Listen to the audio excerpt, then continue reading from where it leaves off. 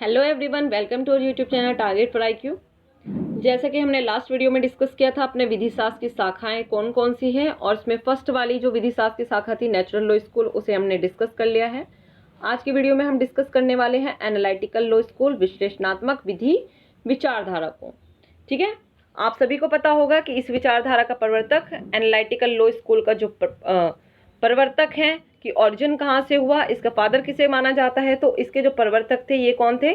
John Austin को इसका प्रवर्तक माना जाता है, इन्हीं की ये देन है। क्लियर है? फिर है कि भाई जो ऑस्टिन है, जॉन ऑस्टिन है, इन्हें क्या अंगल विधि शास्त्र का जनक कहा जाता है। क्या कहा जाता है? ये क्या है? अंगल विधि शास्त्र के जनक है, फादर ऑफ इंग्लिश लॉ है ये। ठीक है, अब भाई जो ये विचारधारा है, कौन सी? विश्लेषणात्मक विधि विचारधारा। तो इस विचारधारा को विधि का आदेशात्मक सिद्धांत भी कहा जाता है। ठीक है, क्या कहा जाता है कि ये क्या है? सोवरेन की कमांड है। ठीक है, संप्रभु का समादेश है, संप्रभु का समादेश भी कह सकते हैं, विधि का आदेशात्मक सिद्धांत भी कह सकते हैं, कमांड ऑफ सोवरेन है मतलब। क्लियर है? फिर इसके बाद में अगर बात करें तो इस विचारधारा के कुछ आवश्यक तत्व हैं, एसेंशियल हैं। ठीक है, कि क्या होना चाहिए अगर आप कहीं पे देखिए विधि विचारधारा को आप सभी ने समझा कि विचारधारा क्या, कि जब बहुत सारे विधि शास्त्री एक ही बात पर क्या हो जाए, सहमत हो जाए, तो उसे क्या नाम दे दिया जाता है? उसे किसी विचारधारा का नाम दे दिया जाता है। ठीक है, तो जॉन ऑस्टिन क्या थे? विश्लेषणात्मक विधि विचारधारा के प्रवर्तक थे। इन्होंने क्या कहा? इन्होंने कहा कि जो विधि है, विधि क्या है? संप्रभु की देन है। क्लियर है? इन्होंने कहा संप्रभु की देन है, संप्रभु जो भी आदेश दे देते हैं, है ना, उसे प्रजा को मानना ही होता है। और अगर वो क्या कर रहे हैं कि एक राज्य है, राज्य के अंदर क्या होगी? एक संप्रभु शक्ति होगी, मतलब उसके अंदर क्या होना चाहिए? उसके अंदर पावर होनी चाहिए। ठीक है, पावर के बाद में क्या करेगा? वो एक समादेश देगा, मतलब कुछ ऑर्डर देगा। और अगर सामने वाली पार्टी, अगर हम लोग उस ऑर्डर को नहीं मान रहे हैं तो क्या देंगे? वो राज्य क्या देगा? राज्य क्या देगा? हमें पनिशमेंट देगा। ठीक है, अब देखिए राज्य के पास पावर, मतलब अगर हमारे देश में मुख्यमंत्री हैं, प्रधानमंत्री हैं, तो ये क्या है? ये सभी क्या है? राष्ट्रपति, ये सभी क्या है? ये सब संप्रभु माने जाएंगे। क्लियर है? तो इनके पास क्या शक्ति होगी? एक पावर होगी आदेश देने की। ठीक है, और अगर हम इसे ना माने तो क्या कर सकते हैं? वो हमें दंडित कर सकते हैं। तो उनका क्या कहना था, ये हमने इजी वे में समझ लिया। तो उनका कहना था कि विधि क्या है? संप्रभु का समादेश है। क्लियर? तो हमें क्या पता चल गया? इसके एसेंशियल भी पता चल गए कि संप्रभु शक्ति होनी चाहिए, समादेश होना चाहिए, और समादेश का पालन नहीं करोगे तो क्या मिलेगा? आपको मिलेगा भाई दंड। ठीक है, जो ऑस्टिन ने जो रीति अपनाई, तो इसे क्या कहा जाता है? विश्लेषणात्मक विधि विचारधारा कहा जाता है, या विश्लेषणात्मक रीति कहलाती है। और उन्होंने अपना अध्ययन क्षेत्र केवल विध्यात्मक विधि तक ही सीमित रखा है, मतलब विश्लेषणात्मक तक ही सीमित रखा, कि जो वर्तमान में है ना, जो वर्तमान में है, ये इसका ही क्या कर रहे हैं? विश्लेषण कर रहे हैं, एनालाइज कर रहे हैं, और इसे ही क्या कर रहे हैं? लागू कर रहे हैं। ठीक है, इसके बारे में ही वो बात कर रहे हैं। क्लियर है? अब जो उसके बाद में ऑस्टिन है, ठीक है, ऑस्टिन ने एक विधि की परिभाषा दी। उन्होंने कहा कि किसी बुद्धियुक्त प्राणी द्वारा, किसी बुद्धियुक्त प्राणी के जो उसकी शक्ति के अधीन हो, मार्गदर्शन के लिए कुछ अधिकथित नियम बनाए जाते हैं, इन्हें ही क्या कहा जाता है? इसे ही विधि कहा जाता है। क्लियर है? उन्होंने विधि को कुछ पार्ट्स में डिवाइड किया। फर्स्टली क्या कहा उन्होंने? विधि वो है जो कि उचित तौर पर विधि है। कौन सी है विधि?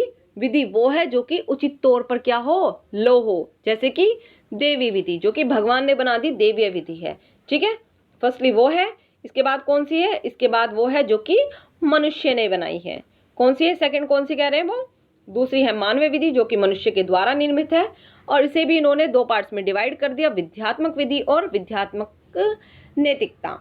अब विध्यात्मक विधि कौन सी है? विध्यात्मक विधि वो है जो सर्वोच्च के द्वारा अधीनस्थों के लिए बनाई जाती है, वो विध्यात्मक विधि हो गई, है ना। और इसे ही उन्होंने कहा, क्या कहा? यही क्या है? सही रूप में विधि है। सही रूप में लो क्या है? विध्यात्मक विधि ही है। ठीक है, जो कि मनुष्य के द्वारा बनाई गई विधि है। ठीक है, किसके द्वारा बनाई गई जा रही है? मतलब संप्रभु के द्वारा बनाई गई है अपनी जनता के लिए, अपने अधीनस्थ वाले अधिकारियों के लिए। फिर है सेकंड कौन सी? विध्यात्मक नैतिकता। ठीक है, विध्यात्मक नैतिकता क्या होते हैं? ये विधियां जो मनुष्य द्वारा राजनीतिक रूप से वरिष्ठ के रूप में या किसी विधिक अधिकार के अनुसरण में नहीं बनाई गई हैं, इन्हें विध्यात्मक नैतिकता कहा जाता है। जैसे कि अगर हम बात करें कि भाई अगर कोई पानी में डूब रहा है तो हमारी क्या है, नैतिक भावना है कि हम उसे बचाएं या ना बचाएं। ठीक है, कोई भूख से मर रहा है तो हमारी इच्छा है कि हम उसे बचाएं या फिर ना बचाएं, उसे खाना दें या फिर ना दें।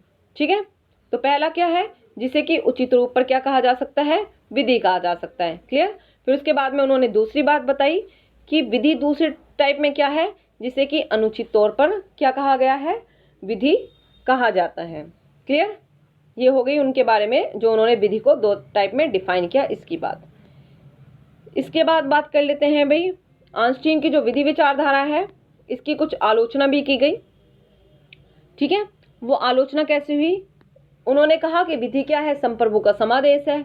और ये बात ऐतिहासिक तथ्यों के द्वारा समर्थित नहीं है, क्योंकि प्रारंभिक काल जबकि प्राचीन टाइम था उसमें समादेश नहीं अपितु लोग किसका, रूढ़ियों का आचरण, रूढ़ियों को मानते थे। रूढ़ियां लोगों के आचरण को क्या करती थी, विनियमित करती थी। ठीक है, प्रक्रिया विधि विल्स एक्ट ऑस्टिन की विधि के परिभाषा के अंतर्गत नहीं आती, कोई भी प्रोसीजर वो नहीं बताते। ठीक है, फिर है थर्ड बात है कि भाई जो ऑस्टिन है उनके सिद्धांत में न्यायाधीश निर्मित विधि का तो कोई स्थान ही नहीं है। ठीक है, लेकिन जो वर्तमान है, जो आज का टाइम है, यहाँ पर किसे इंपॉर्टेंस दी जाती है, यहाँ पर न्यायाधीशों को भी विधि के निर्माण में योगदान दिया जाता है, वो भी विधि का निर्माण कहीं ना कहीं करते रहते हैं। ठीक है, फिर है कि भाई जो कन्वेंशन है वो न्यायालय द्वारा परिवर्तन नहीं होते, फिर भी ऑस्टिन की विधि की परिभाषा में वो सब आते हैं। और अंतर्राष्ट्रीय विधि ऑस्टिन की विधि शब्द के अंतर्गत कहीं भी आती नहीं है, क्योंकि वहां पर क्या है, अनुशास्त्री का अभाव है। लेकिन जो अंतर्राष्ट्रीय विधि है इसे विधि कहे जाने से वंचित नहीं करता। ठीक है, ऑस्टिन ये बात कहते हैं कि विधि का नैतिकता से कोई संबंध नहीं है। विधि क्या है, एक संप्रभु का आदेश है, वो नैतिकता से उसका कोई संबंध नहीं बताते। लेकिन ये क्या है, ये सर्वदा गलत है, ये बहुत गलत बात है उनकी, है ना। विधि क्या है, विधि एक कायिक प्रकृति का विकास है। ठीक है जी, लेकिन जितनी दुर्बलता चाहे उनके कितनी भी कमी निकाली जाए, इन दुर्बलताओं के बावजूद भी ऑस्टिन ने क्या किया है, ऑस्टिन ने विधि विचारधारा में, विधि शास्त्र में एक विशेष योगदान दिया है। और इसलिए उन्हें क्या कहा जाता है, इसलिए उन्हें फादर ऑफ इंग्लिश लॉ भी कहा जाता है। तो आई थिंक आपको जो विश्लेषणात्मक विधि विचारधारा है वो बहुत अच्छे से समझ आ गई होगी।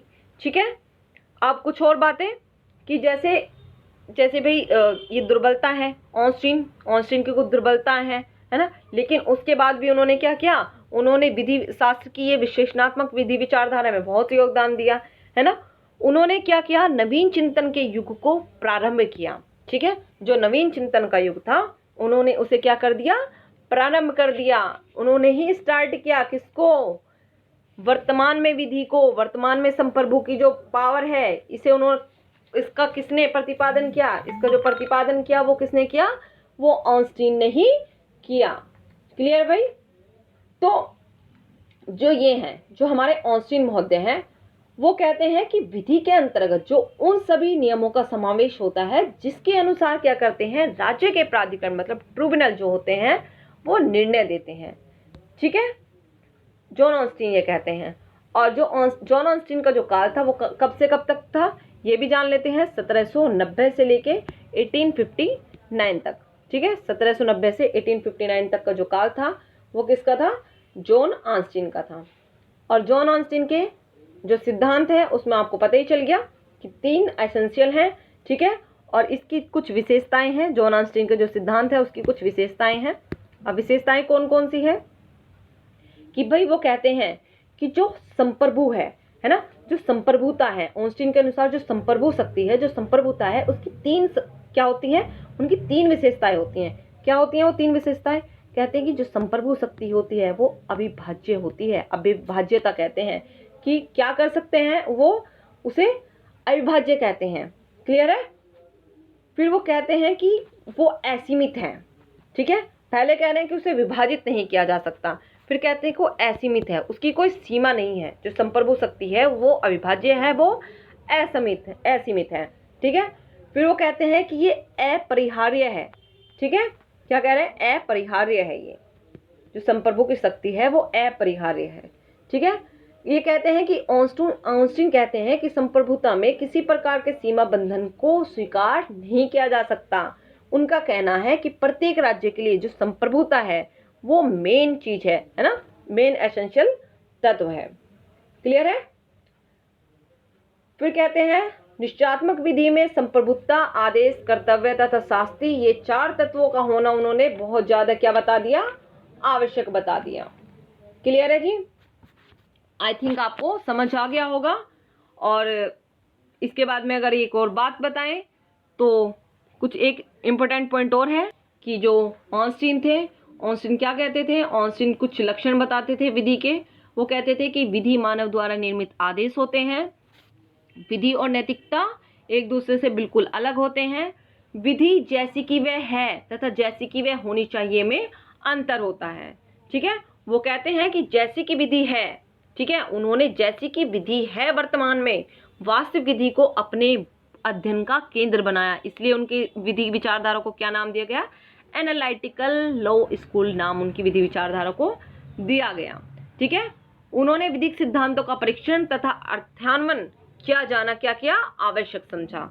और उनका मानना था कि किसी भी देश की विधि व्यवस्था स्वयं में क्या होती है, परिपूर्ण होती है तथा तर्क के आधार पर उस विधि के निश्चित अर्थान्वयन तथा निर्णय तक पहुंचा जा सकता है। क्लियर? इसके बाद में उन्होंने कहा कि विश्लेषणात्मक विचारकों के अनुसार साक्ष्य, तर्क और परीक्षण पर आधारित निर्णय नैतिकता पर आधारित निर्णयों से कहीं अधिक उत्कृष्ट और क्या होते हैं, प्रभावी होते हैं। मतलब आपको साफ समझ में आ गया होगा कि उन्होंने क्या कहा कि विधि जैसी की है वर्तमान में, इस बात को एनालाइज किया जाना चाहिए, इसके आधार पर ही क्या चलाई जाने चाहिए, इसी के आधार पर शासन चलाया जाना चाहिए। हमें ये नहीं देखना चाहिए कि विधि कैसी होनी चाहिए। ठीक है? वो विधि कैसी होनी चाहिए इस बात को क्या समझते थे, अनावश्यक समझते थे। ठीक है? इसलिए उन्हें उनकी जो विधि विचारधारा है उसे पॉजिटिव लॉ थ्योरी भी कहा जाता था। क्लियर? आई थिंक आपको बहुत अच्छे से क्लियर हो गया होगा। Thank you so much.